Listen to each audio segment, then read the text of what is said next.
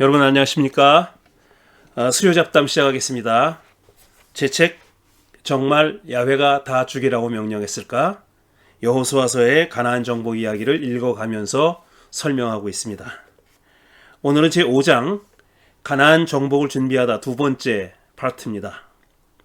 지난주에 가나안 정복을 준비하다 첫 번째 파트로 정탐꾼 보낸 이야기, 그리고 기생으로 알려진 라합의 집에서 벌어진 이야기, 라합과 관련된 이야기를 읽었습니다.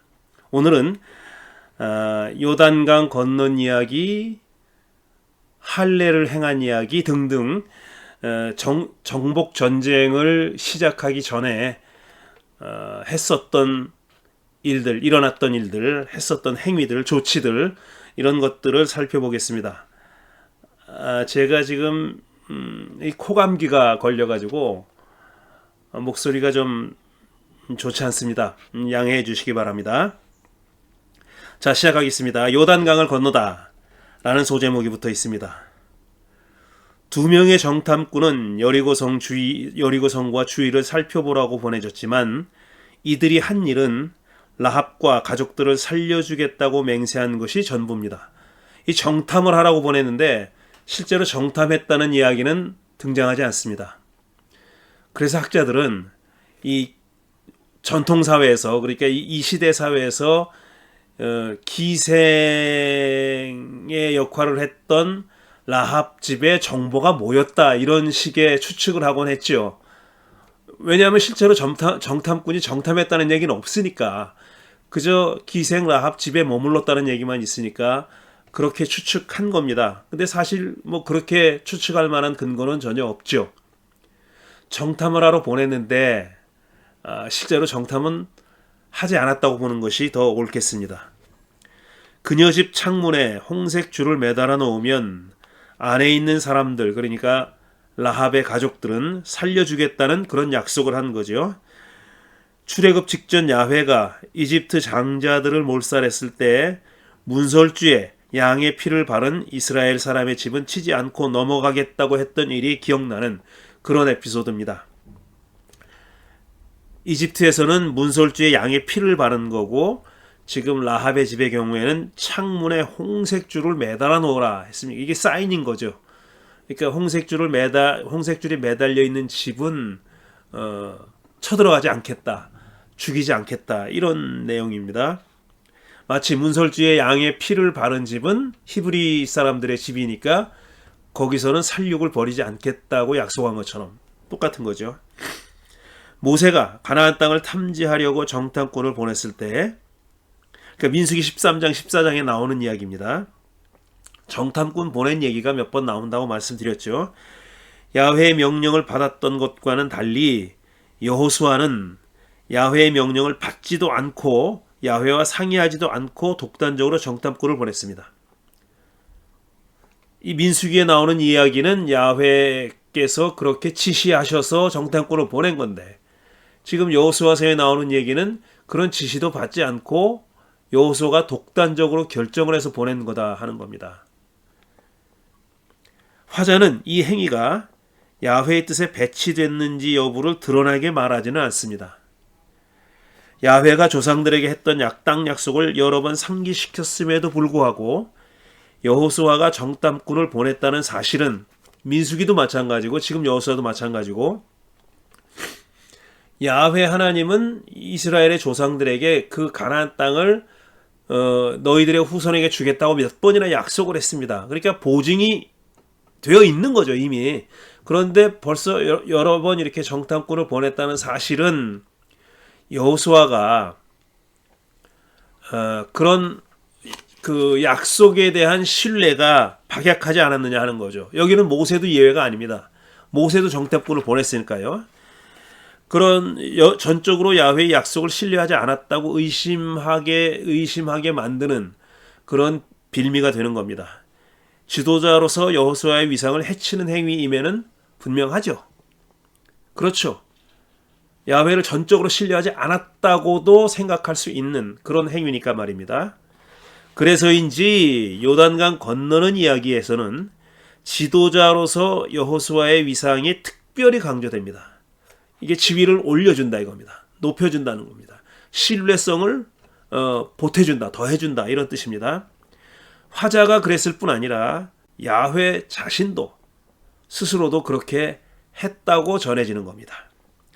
3장 7절과 8절 보면 바로 오늘부터 내가 너를 여호수아를 야훼가 여호수아를 모든 이스라엘 사람이 보는 앞에서 위대한 지도자로 세우고 내가 모세와 함께 있던 것처럼 너와 함께 있다는 사실을 그들이 알게 하겠다. 이제 너는 언약궤를 맨 제사장들에게 요단강의 물가에 이르거든 요단강에 들어가 서 있으라고 하여라. 띄워줬잖아요.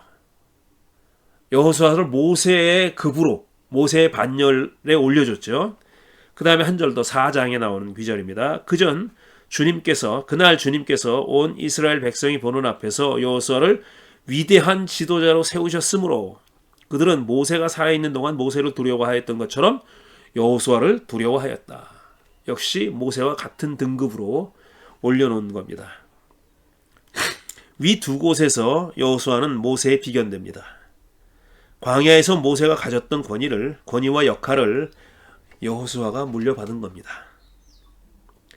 자, 여호수아는 이제 야훼의 명령을 지휘관과 백성들에게 전합니다. 첫째, 백성에게는 뭐라고 전하냐면은 야훼가 다음날 놀라운 일을 행할 테니 자신을 정결하게 하라고 했습니다.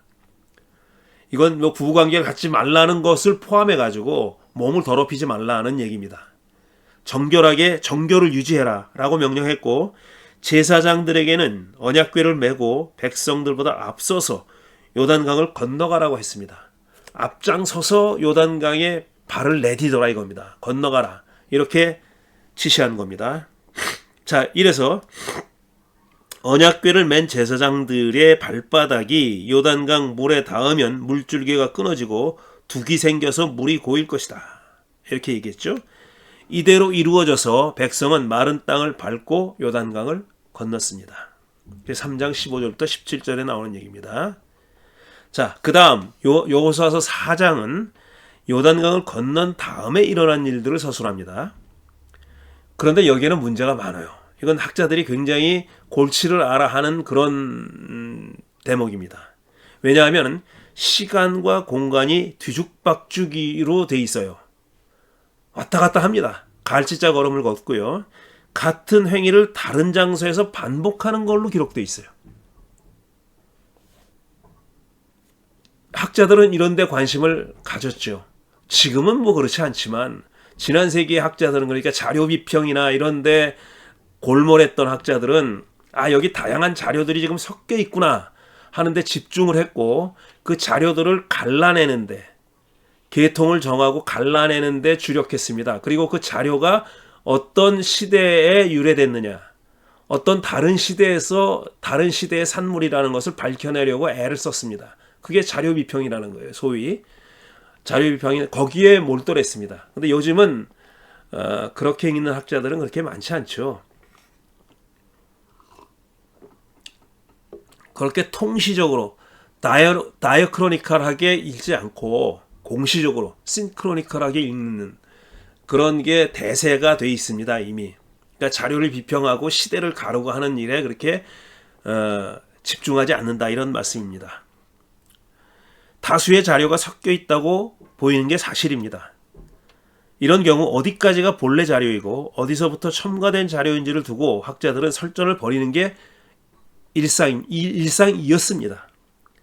물론 이런 작업이 필요한 작업이긴 합니다. 하지만 우리가 거기까지 관심을 기울일 필요는 없어 보입니다.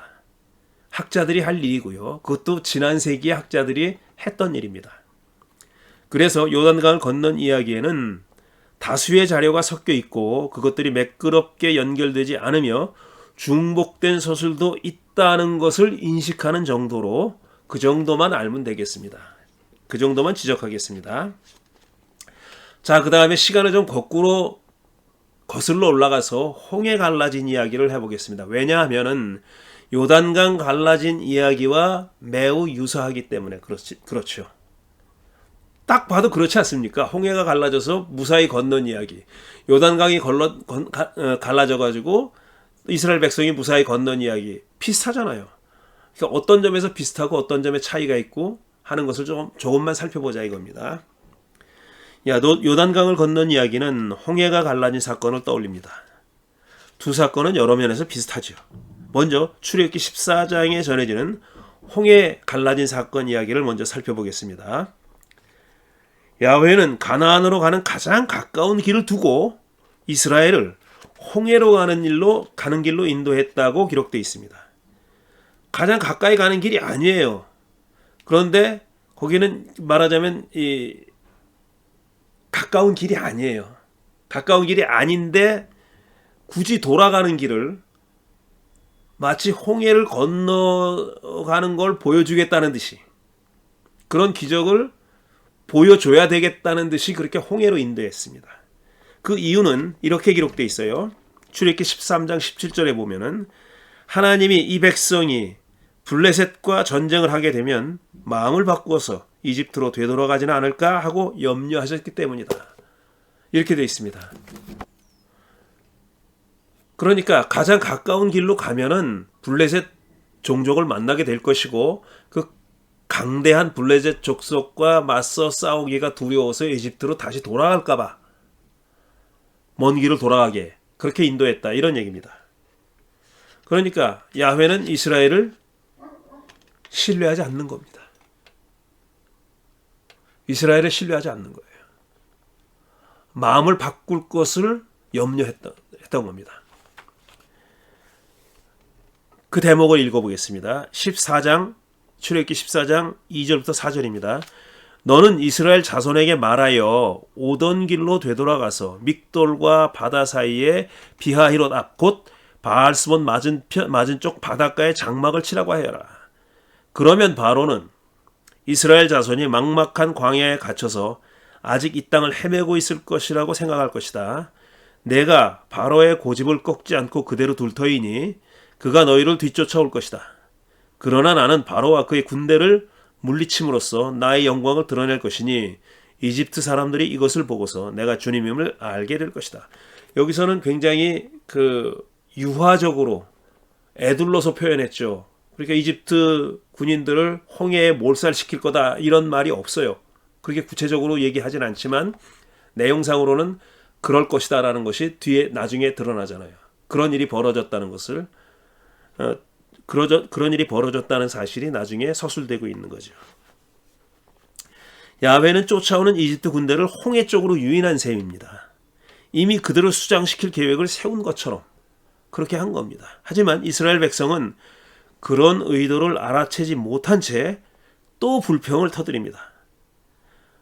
모세는 두려워하지 말라는 말을 했지만, 두려워하지 말라고 말했지만 이들이 얼마나 모세의 말을 신뢰했는지는 의문입니다. 믿었다는 말이 없어요. 두려워하지 말라고 얘기는 했지만 백성들이 모세의 말을 신뢰했다는 말은 없습니다. 야훼는 밤새 강한 동풍으로 바다를 밀어내서 바닥이 드러나게 했고 이스라엘은 마른 땅을 밟고 바다를 건넜습니다. 이거는 10개 영화에 보면은 아주 그 당시의 기술로는, 그게 몇 년도에 1950 몇 년도 영화입니까?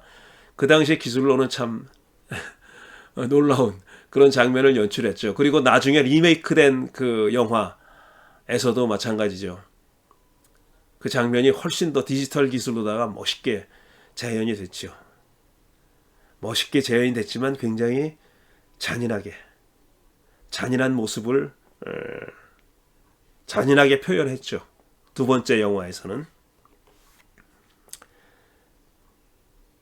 이들을 쫓던 이집트 군대는 본래대로 돌아온 바닷물에 빠져 몰살당합니다.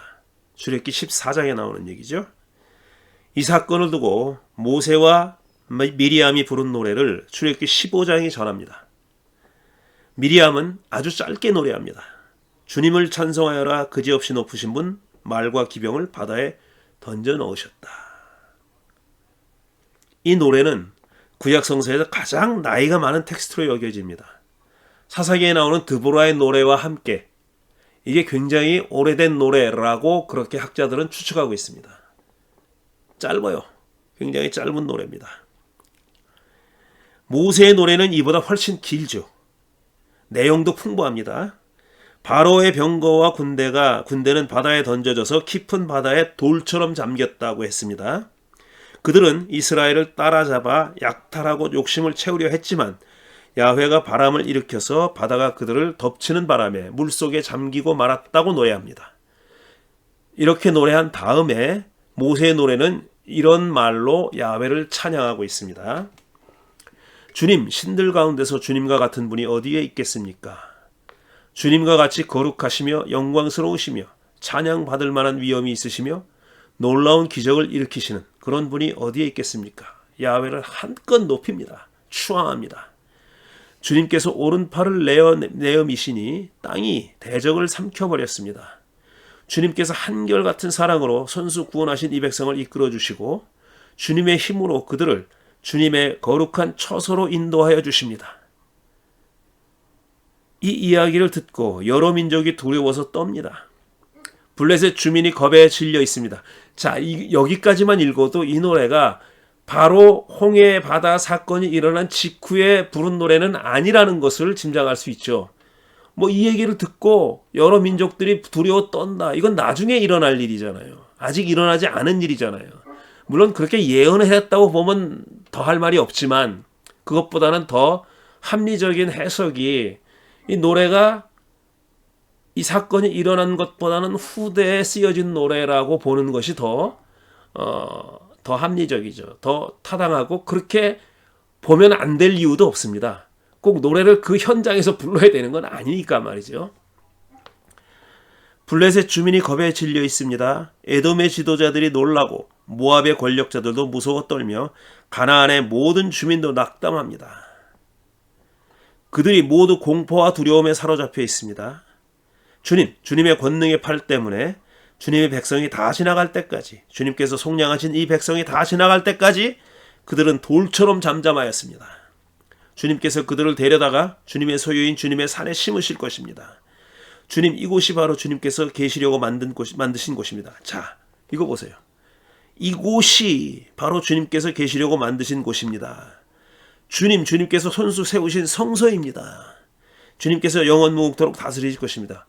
이건 분명히 사건 현장에서 부른 노래가 아니라는 것을 보여주는 그런 대목이죠. 이곳이라고 하는 곳이 홍해 바닷가가 아니에요. 지금. 그렇죠? 주님께서 계시려고 지으신 곳, 주님의 소유인 주님의 산에 심으실 것입니다. 이게 뭔가 바다가 아니라 산이에요. 산. 그렇죠? 이게 의미가 있는 대목입니다. 곧 설명드리겠지만 말이죠. 공포에 사로잡혔다는 종족들은 모두 지리적으로 홍해에서 멀리 떨어진 곳에 자리 잡고 있었으므로 여기에 등장하는 것이 의아합니다. 사실 의아하진 않아요. 왜 의아하게 된다면은 그 이유는 이 노래가 홍해 현장에서 불려졌다고 생각할 때는 의아하죠. 멀리 떨어져 있는 종족들이니까. 또 시간적으로도 나중에 그 사건이 일어난 것보다 후대의 상황을 반영하고 있으니까. 물론 있을 수 없는 일은 아닙니다. 암만 발 없는 말이 멀리 가는 법이라 하지만 이 소문이 그렇게 빨리 퍼졌겠습니까? 이 노래가 홍해 사건이 일어났던 바로 그때가 아니라 어느 정도 시간이 흘러 소문이 널리 퍼진 후에 지어졌다고 보는 게 훨씬 더 자연스럽죠. 그러면 훗날 라합과 기브온 사람들이 이 사건을 언급한 것과도 연결됩니다. 나중에 라합도 또 기브온 사람들도 이 사건을 언급해요. 홍해바다 사건을 언급한다고요. 그러니까 이 노래가 나중에 지어졌다고 보는 것이 더 합리적이다. 이렇게 생각하는 겁니다. 야훼가 이스라엘을 데려다가 심을 것이라는 주님의 소유인 주님의 산이 어딘지도 궁금합니다. 마지막 부분에 산 얘기가 나왔잖아요. 그 산이 어딘지도 궁금합니다. 그곳은 야훼가 계시려고 만드신 곳이고 그렇게 서술돼 있죠. 야훼가 손수 세우신 성소이며 거기서 영원무궁토록 다스리실 것이라고도 노래했습니다. 여기까지 보면 딱 봐도 누가 봐도 이건 예루살렘을 가리키는 거다. 이렇게 보는 것이 일반적인 생각이에요.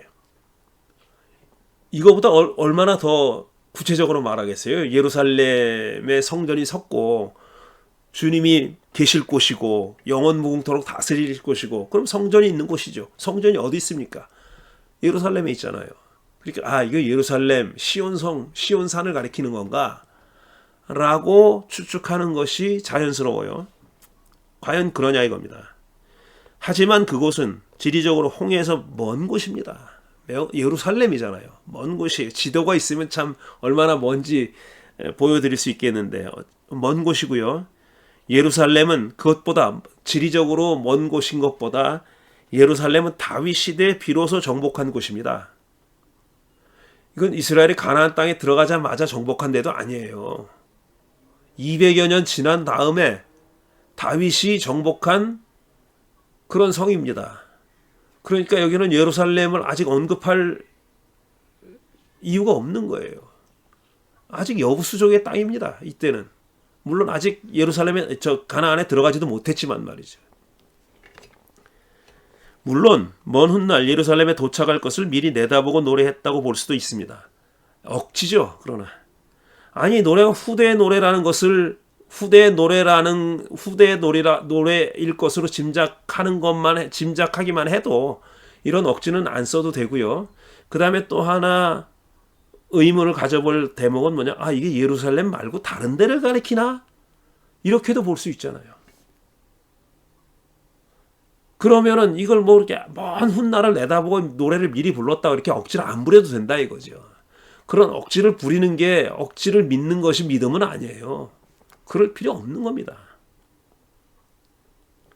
달리도 설명할 수 있는데 굳이 그렇게 내가 아주 습관적으로 가지고 있는 믿음을 확인하기 위해서 팩트를 바꿀 필요는 없는 거예요. 사실을 바꿀 필요는 없는 거예요. 하지만 그런 생각이 얼마나 부자연스럽습니까? 차라리 예루살렘이 이스라엘 사람들 뇌리에 확고히 자리 잡은 후에 이 노래가 쓰였다고 보는 게 오히려 더 자연스럽지 않겠느냐 하는 겁니다. 이 곳이 여기서 지금 언급되어 있는 산과 장소가 예루살렘이라면 이라는 전제를 가지고 하는 말이에요. 근데 앞으로 말씀드리겠지만 예루살렘이 아닐 수도 있어요.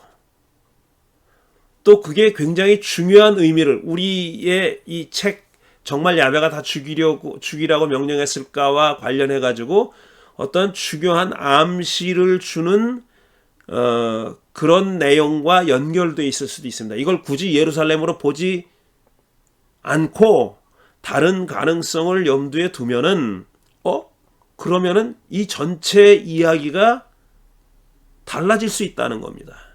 그 얘기를 이제 해보겠어요.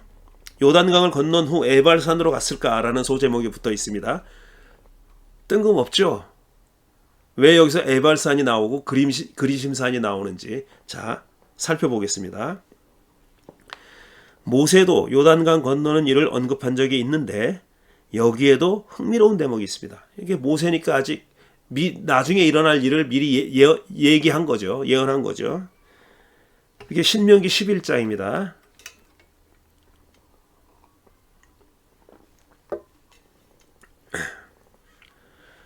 주 당신들의 하나님이 당신들이 들어가서 차지할 땅으로 당신들을 인도하여 들이실 때 당신들은 그리심산에서는 축복을 선포하고 에발산에서는 저주를 선포하십시오.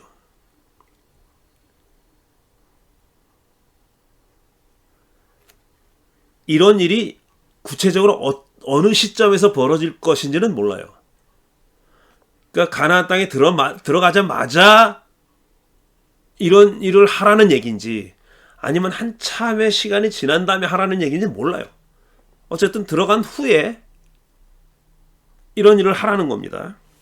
이 두 산은 요단강 서쪽에 있습니다. 요단강 동쪽에 서쪽으로 가잖아요. 여러분이 보기에는 이렇게 해야 되나? 동쪽에 서쪽으로 가잖아요. 근데 트란스조르단은 시스조르단이라고 하는 거예요. 요단강 동쪽 서쪽. 모래상수리 나무 곁 길갈 맞은쪽 요단강에서 서쪽으로 얼마만큼 들어간 곳에 있고 요단 계곡 아라바에 살던 가나안 사람의 영토에 속합니다. 이 두 산은 그러니까 지리적으로 멀지 않다는 얘기예요. 그렇죠? 요단강에서 서쪽으로 얼마만큼 들어간 곳에 있고 굉장히 먼 곳에 있고가 아니라 얼마만큼 들어가면 나온다 이겁니다. 그러니까 이걸 미루어 볼 때는 이게 먼 훗날 들어가자마자가 아니라 들어간 다음에 한참 세월이 지난 다음에 하라는 얘기는 아닌 것 같아요. 그렇죠? 지리적으로도 멀지도 않고 서술하는 이 스토리 라인으로 봐서도 들어가자마자 이거 하라는 얘기라고 그렇게 들리죠. 당신들은 이제 요단강을 건너가서 주 당신들의 하나님이 당신들에게 주시는 땅을 차지하려고 합니다. 당신들이 그 땅을 차지하고 자리를 잡거든 당신들은 오늘 내가 당신들에게 준 모든 규례와 법규를 성심껏 지키십시오 라고 했어요. 자, 모세는 이스라엘이 요단강을 건너 가나안 땅에 들어가면 곧 그리심산과 에발산에서 각각 축복과 저주를 선포하라고 했습니다. 곧이라는 말은 안 나오지만 내용상 곧이라고 추측해도 무리가 없어요. 이 구절을 보면 모세의 노래에 나오는 산은 그리심산과 에발산일 수도 있겠다 싶습니다. 앞서 지금 얘기했던 모세의 노래에 나오는 그 산, 야훼가 계실 곳, 주님의 소유인 산, 야훼가 손수 세우신 성소가 있는 산, 이게 그리심산과 에발산을 가리키는 거 아닐까라고 상상하기에 무리가 아니다라는 얘기입니다. 흥미롭게도 모세의 말에는 정복전쟁 이야기가 없습니다. 이 대목입니다. 제가 주목하는 대목은 이 대목이에요. 정복전쟁 이야기가 없어요. 근데 정복전쟁 이야기는 요단강을 건너고 곧 일어납니다. 그렇죠? 여리고성을 정복하는 이야기가 바로 이어지잖아요. 앞으로 얘기할 그 뭡니까? 할례를 행했다는 얘기 빼면은 바로 이어져요. 5장으로 이어지니까. 할례를 행했다는 얘기는 4장에 나와요.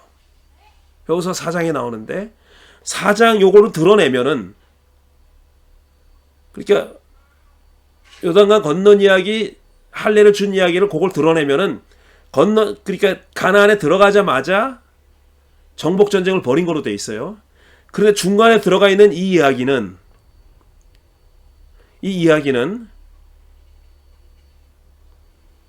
이야기에는 정복 전쟁 이야기가 없는 거예요. 그리고 바로 그리심산과 에발산으로 가게 돼 있어요. 가라고 명령했어요. 이게 제가 말하려고 하는 초점입니다. 조금 더 읽어보겠습니다. 흥미롭게도 모세의 말에는 정복전쟁 이야기가 없습니다. 없어요. 2번은 그럴 수 있다고 해도 3번 반복되면 이상하다고 생각해야 하지 않겠습니까? 자, 또 읽어보겠습니다. 이건 어디냐면 신명기 27장이에요. 모세는 이스라엘 장로들과 함께 백성에게 명령하였다. 오늘 내가 당신들에게 하는 모든 명령을 당신들은 지켜야 합니다. 당신들이 요단강을 건너가서 주 당신들의 하나님이 당신들에게 주시는 땅에 들어가는 날이 오거든 큰 돌들을 세우고 석회를 바르십시오. 돌에 주목하십시오. 돌들을 세우고 석회를 바르십시오. 주 당신들 조상의 하나님이 말씀하신 대로 주 당신들의 하나님이 당신들에게 주시는 땅, 곧 젖과 꿀이 흐르는 땅에 들어가면 이 모든 율법의 말씀을 그 돌들 위에 기록하십시오. 돌을 세우고 돌들 위에 말씀을 기록하라 그랬어요. 율법의 말씀을. 당신들이 요단강을 건너거든 내가 오늘 당신들에게 명한 대로 이 돌들을 에발산에 세우고, 여기도 그리심산은 안 나와요. 에발산에 세우고 그 위에 석회를 바르십시오. 반복해서 얘기하고 있어요. 또 거기에서 주 당신들의 하나님께 드리는 제단을 만들 때 쇠 연장으로 다듬지 않은 자연석으로 제단을 만드십시오. 제단은 제물을 드리는 단이죠. 그 제단을 만들라 그랬어요. 돌들의 계명을 새기고 그 돌들을 세우고 그 다음에 제단을 만들라 그런 겁니다. 여기도 전쟁 얘기가 없습니다. 전쟁 얘기가 없어요. 모세는 요단강 건너 가나안에 들어가면 큰 돌들을 세우고 석회를 바르노 거기에 율법을 기록하라고 했습니다. 여호수아 4장에 나오는 돌 얘기가 여기에도 없습니다. 돌 얘기는 있고 전쟁 얘기는 없어요.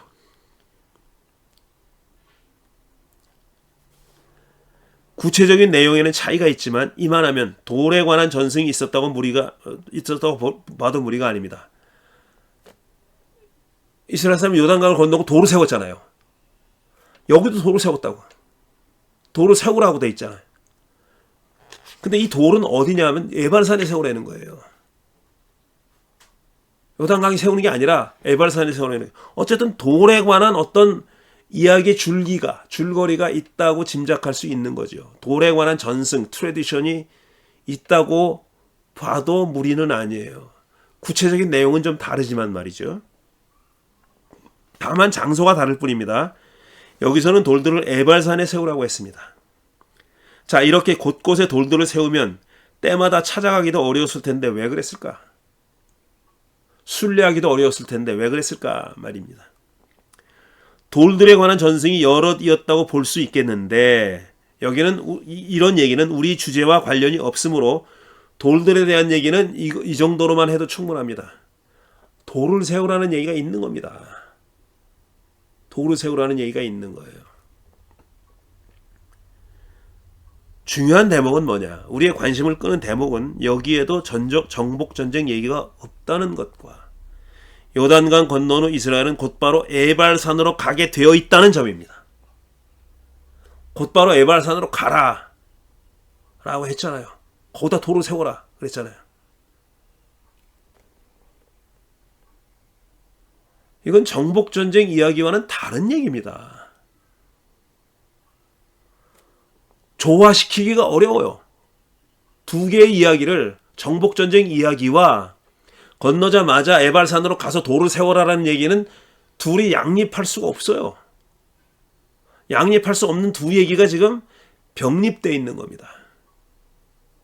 물론 그냥 대충 읽으면은 이런 점을 발견할 수가 없어요. 하지만 꼼꼼하게 읽어보면 이거 앞뒤가 안 맞는데? 이걸 무슨 나쁜 마음을 품고 앞뒤가 안 맞는 것을 찾아내야지 하고 이렇게 그냥 앙심을 품고 읽지 않아도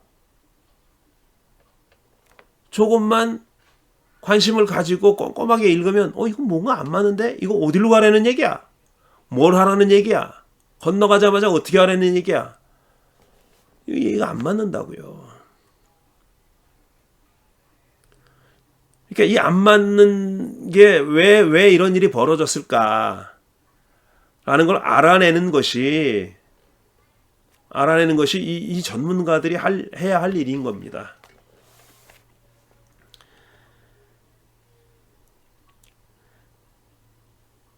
우리의 관심을 끄는 대목은 여기에도 정복전쟁 이야기가 없다는 점과 요단강 건넌 후 이스라엘은 곧바로 에발산으로 가게 되어 있다는 점이죠. 여리우성과 아이성 얘기는 아예 없습니다. 아이성 정복 후 여호수아 8장에 에발산이 한 번 더 언급돼요. 요게 또 아주 묘한 점입니다. 그때 자세히 또 살펴보겠습니다. 요약하면 이스라엘이 요단강을 건넌 이야기는 두 갈래의 전승이 있다고 볼 수 있는 겁니다. 하나는 이스라엘 요단강을 건넌 후 정복전쟁을 벌이지 않고 그리심산과 에발산 또는 그냥 에발산만으로 직행했다는 전승이 있는 거예요. 출애굽기 15장과 신명기 27장에 기록되어 있는 얘기예요. 다른 하나는 요단강을 건넌 후 여리고성과 아이성에서 벌인 정복전쟁에서 승리한 후에 에발산으로 갔다는 얘기입니다. 이게 여호수아 8장에 나오는 얘기입니다. 여호수아 8장에 에발산이 나온단 말이에요. 두 전승의 차이는 뭐냐? 정복전쟁의 유무입니다. 정복전쟁을 했느냐 하지 않았느냐 하는 것이 차이예요. 두 전승의 차이예요. 가나안 주민은 남녀노소 불문하고 멸절하라는 명령은 후자에만 등장합니다. 헤렙의 명령은 정복전쟁 이야기에만 등장해요.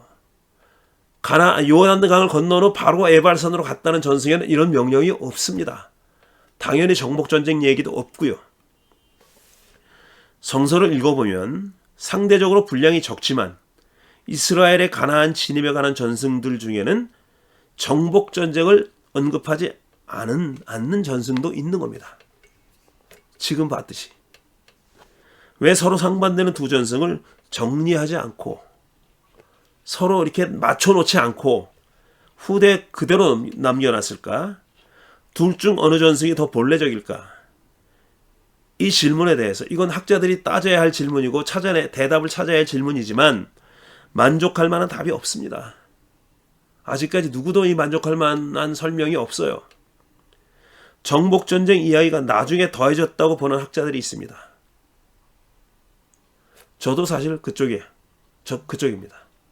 정복전쟁 이야기는 본래 가나안 진입의 역사에는 없었는데 나중에 어떤 이유로 그 이야기가 덧붙여졌다고 보는 학자들이 많이 있는데 저도 그렇게 보는 쪽이다 이겁니다. 물론 그게 유일한 해석의 길은 아닙니다. 유일한 해석의 길도 아니고 어떤 선입견에 의해서 그런 해석을 더 즐겨할 수도 있어요. 선호할 수도 있어요. 그런데 반대의 견해를 가지고 있는 사람도 선입견이 없다고 말할 수 없습니다. 반대의 견해를 가지고 있는 사람의 선입견은 뭐냐? 써있는 대로 믿어. 왜 이렇게 써있는데 군소리를 해? 그런 사람이 대답해야 될 질문은 뭐냐? 그럼 왜 에발산으로 직통하라는 이야기가 왜 있어? 거기에 왜 있는 거야? 그러면은 그건 뭐 분량도 작고 마이너한 얘기야? 마이너한 얘기니까 그건 무시해도 돼? 저는 거기는 동의 못해요. 분량이 작다고 무시할 만한 내용은 아니에요. 그런 건 아닙니다. 절대로. 분량은 작지만 무시할 수 없는 얘기 얼마나 많이 있는지 몰라요. 크게 봐서 구약 성서에 나사렛 예수의 탄생이 예언되어 있다. 분량이 얼마나 작아요. 그러나 기독교인 학자들은 그거 찾아내잖아요. 찾아내가지고 거기에 엄청난 가중치를 두잖아요. 그렇게들 다들 합니다. 제가 그렇게 하는 해석이 틀렸다고 얘기하는 게 아니에요. 분량이 작다고 무시해도 된다는 말이 틀렸다는 얘기예요. 그건 아니라는 얘기예요. 그렇게 따지기는 힘들지만 뭐가 더 본래적이냐, 오리지널하냐 이걸 규정하기는 굉장히 어려워요. 하지만 어렵다고 해서 그런 노력을 하면 안 된다라든지 할 필요가 없다라든지 하는 것은 아닙니다. 노력을 해야죠. 그리고 입증할 만한 어떤 논리를 갖추는 것이 필요하죠. 물론 그게 늘 만족스럽지는 않지만 말이죠. 그런 일을 해야 하는 거죠. 이 질문에 대한 만족할 만한 답이 없다. 정복전쟁 이야기가 나중에 더해졌다고 보는 학자들이 있습니다. 실제 이스라엘은 대규모 전쟁 없이 정착했는데 후대의 필요에 의해서 그 이야기가 더해졌다는 것입니다. 어느 쪽이든 증거가 부족하니 결론을 내릴 수는 없습니다. 오늘 여기까지 해야 되겠습니다. 제가 보셨듯이 콧물도 줄줄 목소리도 이렇게 형편없으니까 원래는 이 5장을 다 하려고 했는데 여기까지만 하겠습니다. 다음 주에 할례 베푼 이야기, 그 다음에 어떤 야훼의 군사령관이 등장한 이야기, 여기 아주 굉장한 해석의 여지를 남겨두는 이야기입니다.